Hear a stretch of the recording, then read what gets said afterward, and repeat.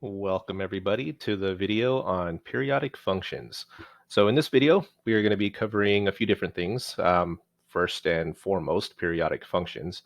And then once we know what a periodic function is, we are going to go over some vocabulary terms that go along with it. So a cycle, a period, midline, and amplitude. So with that being said, let's go ahead and get started.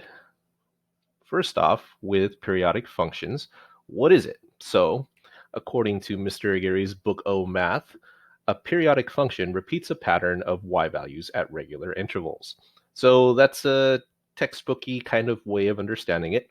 If you really want to think of an easy way, it's kind of like a TikTok video that's stuck on repeat, but a very boring one.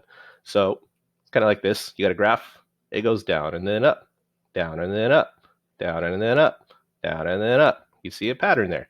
So that's basically what we're looking at here is a function that has a pattern going on. And that's the key to a periodic function. There's a little bit more to it, and I'll go over that in a minute, but just look for a pattern with y intervals or y values that repeat at a regular interval. So let's go ahead and see with the textbook definition, what does this look like? So we got three different graphs here. They are all periodic. Okay, I'm going to tell you that right now, but let's see why they're periodic. So it says a y value. Okay, so there's a y value right here. That's one y value that's on this graph, y value of 2, and it's supposed to repeat itself. So I got to find other points on here that are y values of 2. So here's another one. So there's another point of a y value 2. So that's a repeated y value. Now, the other part that's important here, though, because it's a two-part definition, repeated y values, it's supposed to have it at a regular interval. So the interval between these two is basically how far they are apart. So 6 units apart. If you count it, 1, 2, 3, 4, 5, 6 units apart. Now, the key to this is that every single y value I can find on here better be 6 units apart from a y value that's on here as well. So those two y values are 6 units apart still. These two y values are still 6 units apart, and it stays like that throughout the entire graph. Okay, so that's the key feature of a periodic function. It should stay like that. So if I bring it over here, this one just so happens that the pattern starts over again at 6 units. I didn't mean to do that. I just didn't feel like making another graph because these take a long time to make. So if I take a look at this y value and this y value, those are 6 units apart. Now, there's another y value here, and those are only 2 units apart, but as I move through the graph, that's not going to work out too well. So I want to try to look at one pattern and then match it up with the point at another part of the pattern. So basically, this should always be 6 units apart as you follow along the graph, okay? And then down here works as well. So the question becomes, okay, so we can see a pattern here. What does it look like if they're not a periodic function? So the pattern's easy to see, but this is still a pattern right here. But this is not a periodic function. Because if I take that y value right there, and then I try to find another one that's at the same level as that, I can't find it. It's not there. There's no graph there. So my red dot's just off the screen. All right. I can find a piece of this where the red dot or the other point, now I have two y values that match up. Now let's find the interval that's about 3 units apart, and that should stay that way all the way through. But if I move along this graph, I don't have it anymore, so that's not good. But then it pops up again sometimes, but then it doesn't. So as long as you don't have this pattern and that regular interval throughout the entire thing, it is not periodic, okay? So again, that is not periodic. Just because there's a pattern doesn't make it periodic. So that's what a periodic function is. Now we're going to run through these 4 different terms for periodic functions using this graph and some graphics. So let's get started with cycles. Textbook definition: a cycle is one complete pattern in a periodic function. So a single complete pattern. Now I'm going to go ahead and color code this, what we see here, so we can kind of see the patterns. So I can see that it goes up, down, up a lot, then down a lot, and then up, down, up a lot, and then down a lot. So those are our patterns, okay? If I was going to ask you, how many do you see? How many do you see? It is 3. 1 cycle, 2 cycle, And 3 cycles. 3. So those of you that saw me during Halloween, you get that. But okay. All right. So, and that's me as him. He's my hero guy. Anyways, so cycles. A cycle is one completed pattern in a periodic function. So this one has 3. Or it actually has more because these arrows mean it goes on forever. But if I was going to ask you how many do you see drawn out here, it'd be 3. Okay. Next up, period. The horizontal length of one cycle. So I'm going to take my little car here. This has to do with cycles. So we got 3 cycles going on. Now, I were to imagine me in a car driving along this cycle, I'd be going kind of like this and follow it along.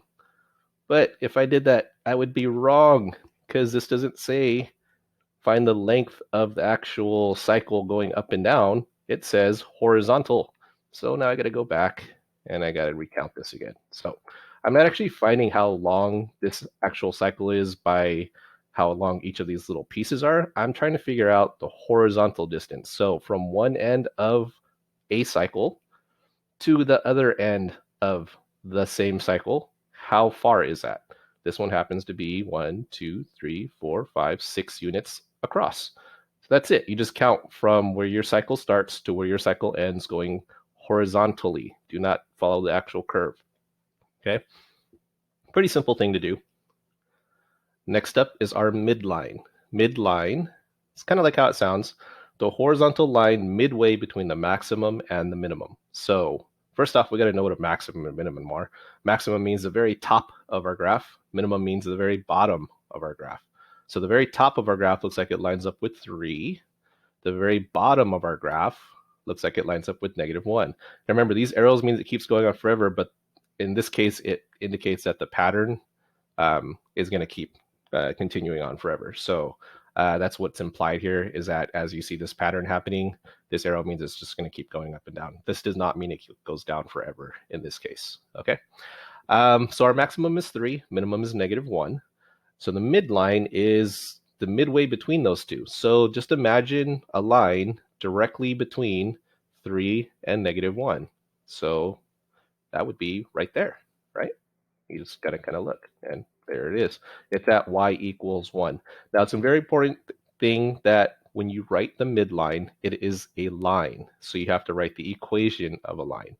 And in this case, or at least in this class, we're always going to have y equals. Okay? Nothing funny about a midline, so I'm not going to put anything there.